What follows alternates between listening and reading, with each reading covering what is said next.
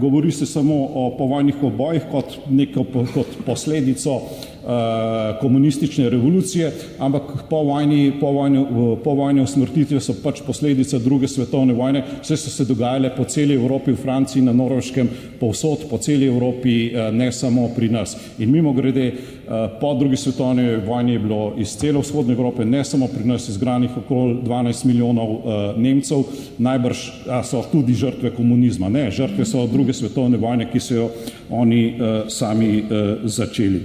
Tako da toliko o teh tezah, ki jih je povedal gospod Tanko, ne. Pa še, da se vrnemo tudi k stališču Nove Slovenije. Trije totalitarizmi, da so si enaki. Že v svoji predstavitvi zakona sem povedal, da si te trije totalitarizmi niso enaki.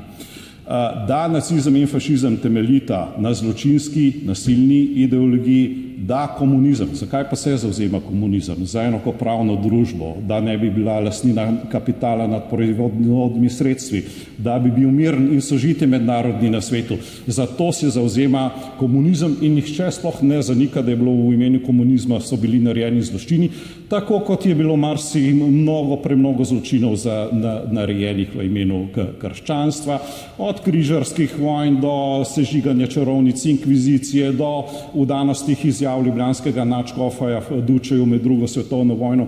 Tako da te trije totalitarizmi pač ideološko niso enaki, oziroma te tri ideologije niso enake.